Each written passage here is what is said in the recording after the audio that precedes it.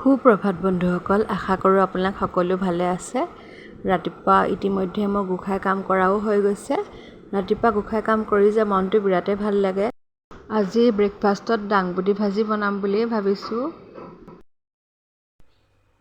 দাংবডি ভাজি খাই যে বিৰাটেই ভাল লাগে, বিশেষকৈ ৰুটিৰ লগত খাই। এতিয়া মই কেৰাহীত মিঠাতেল অকণমান দি দিছোঁ। এতিয়া মিঠি গুটিও দি দিছোঁ। চব্জিখিনি দিয়াৰ পাছত আন্দাজমতে নিমখ আৰু সেই অনুমতে মই হালধিও দি দিছোঁ। এতিয়া অকণমান সময় মই ভাজি ল'ম গোটেই চব্জিখিনি। বেছি সময় নাভাজোঁ। এতিয়া মই ঢাকন মাৰি দিম। দাংবডি ভাজি হওঁতে বেছি সময়ো নালাগে। এতিয়া দাংবডি ভাজি বনোৱাও হৈ গৈছে।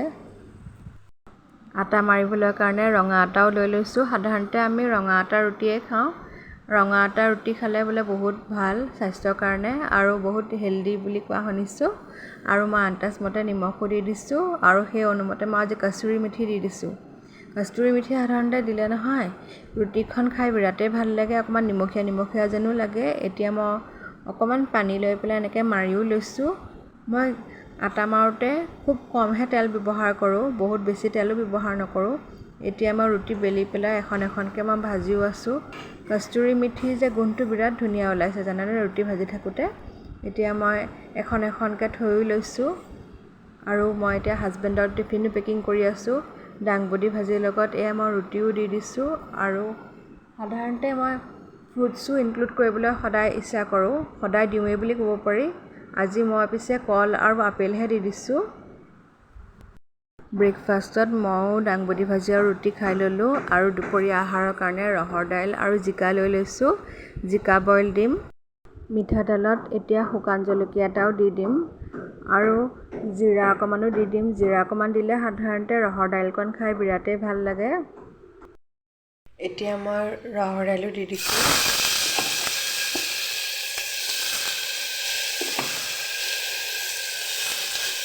জিৰাখিনি ফুটাৰ পাছত জিৰা গোন্ধটো যে ইমান ধুনীয়াকৈ ওলাইছে। সাধাৰণতে ৰহৰ দাইল বুলি ক'লে ৰহৰ দাইলত অমিতা দিয়েই আমি সাধাৰণতে খাওঁ, কিন্তু আজি জিকা দিয়ে খাওঁ বুলি ভাবিছোঁ। অন্য ৰকমকৈ বনাই খাওঁ বুলি ভাবিলোঁ, সেইকাৰণেহে আজি জিকা দিলোঁ। এতিয়া অকণমান সময় মই ভাজিও আছোঁ। আন্দাজমতে নিমখ, হালধি,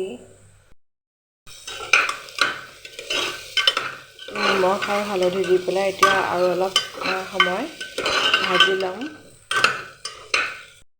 অলপ সময় ভজাৰ পাছত দাইলত এতিয়া পানীও দি দিছোঁ।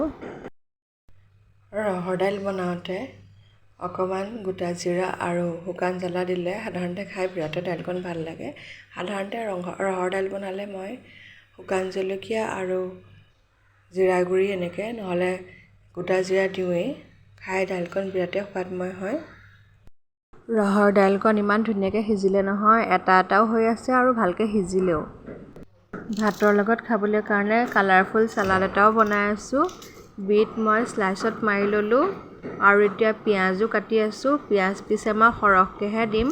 সাধাৰণতে চালাড বুলি ক'লে পিঁয়াজ অকণমান সৰহকৈ দি খাবলৈ বেছি ভাল লাগে।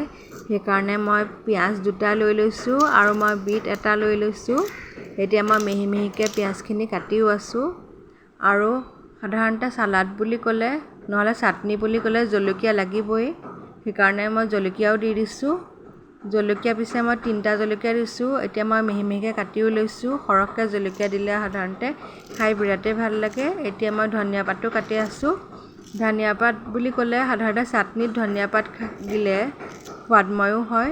এতিয়া মই মিঠাতেল অকণমানো দি দিছোঁ। মিঠাতেল অকণমান দিলে চাটনিকণ খাই আৰু ভাল লাগে। মিঠাতেলৰ গোন্ধটো যে আৰু ভাল লাগে। এতিয়া মই অকণমান নিমখো দি দিছোঁ। এতিয়া মই একেলগে গোটেইখিনি মিক্সো কৰি আছোঁ। মিক্স কৰোঁতে যে ইমান ধুনীয়া গোন্ধ ওলাইছে নহয়। আৰু এতিয়া কালাৰফুল চাটনিও ৰেডি হৈ গ'ল। আপোনালোকে ভাতৰ লগত কি চাটনি খাই ভাল পায় কমেণ্টত জনাবচোন। আৰু চালাড বুলি ক'লে কিহৰ চালাড খাই ভাল পায়। চাউলখিনিও ভালকৈ ধুই ল'লোঁ। এতিয়া পানীও দি দিছোঁ চাউলত আৰু অলপ সময় পাছত মই ভাতো বনাই ল'লোঁ।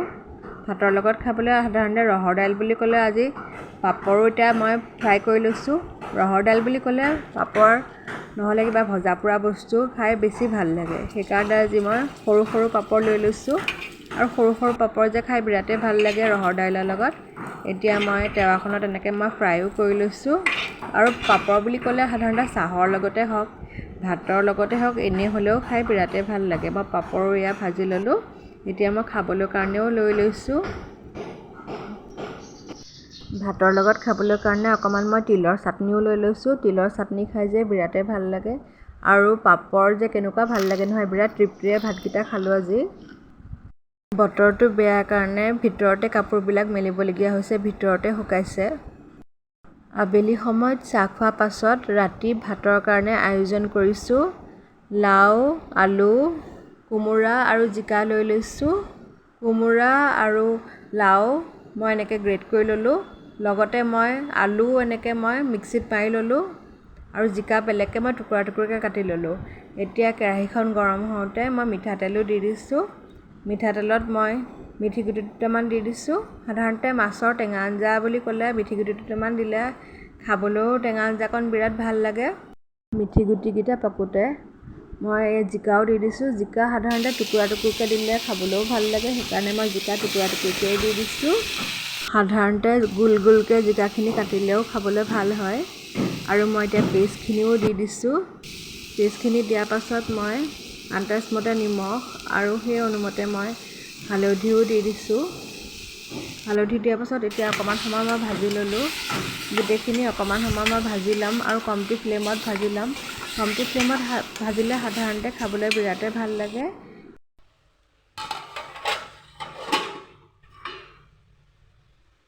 অলপ সময় ঢাকন মৰাৰ পাছত এতিয়া আন্দাজমতে পানীও দি দিছোঁ। আচলতে অকণমান জুলীয়াকৈ খাই বেছি ভাল লাগে টেঙা আঞ্জাকণ। টেঙা আঞ্জাকণৰ সোৱাদেই বেলেগ আৰু আচলতে মাছৰ টেঙা বুলি ক'লে আৰু ভাল লাগে। মই আগতীয়াকৈ মাছখিনি নিমখ হালধি দি পেলাই ফ্ৰাই কৰি থৈ দিছিলোঁ। কাৰাকেই সাধাৰণতে মই মাছ ফ্ৰাই কৰোঁ। এতিয়া মই এটুকুৰ এটুকুৰকৈ এয়া আঞ্জাত দি দিছোঁ।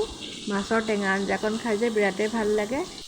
সাধাৰণতে মাছ বুলি ক'লে মাছৰ টেঙা আঞ্জাকণ খাই বিৰাটেই ভাল লাগে। সেইকাৰণে প্ৰায় মাছৰ টেঙা আঞ্জাই বনাওঁ। কেতিয়াবাহে বেলেগ বেলেগ ৰেচিপি বনাওঁ ধৰক। বেলেগ বেলেগ ৰেচিপি খায়ো বহুত ভাল লাগে বাৰু। এতিয়া মই অলপ নেমুও চেপি দিছোঁ। মাছৰ টেঙা আঞ্জাত বিশেষকৈ নেমু অকণমান চেপি দিলে খাই আৰু ভাল লাগে। আৰু শেষত মই ধনিয়া পাতো ছটিয়াই দিছোঁ। টেঙা আঞ্জাখিনি বনোৱাও হৈ গৈছে আৰু টেঙা আঞ্জাৰ লগত খাবলৈ কাৰণে এতিয়া মই ভাতো বনাই ল'লোঁ। লগতে মই আমৰ মিঠা আচাৰো লৈ লৈছোঁ। আমৰ মিঠা আচাৰ যে খাই বিৰাটেই ভাল লাগে। মই গুড় দিহে বনাইছিলোঁ। আগতে ৰেচিপিটো আপোনালোকৰ লগত মই শ্বেয়াৰ কৰিছিলোঁ। এতিয়া মই টেঙা আঞ্জা অকণমানো লৈ লৈছোঁ। টেঙা আঞ্জাকণ খাই যে বিৰাটেই ভাল লাগে। বহুত তৃপ্তিৰে ভাতকেইটা খালোঁ। আজিলৈ আহিছোঁ। শুভৰাত্ৰি। কাইলৈ আকৌ লগ পাম।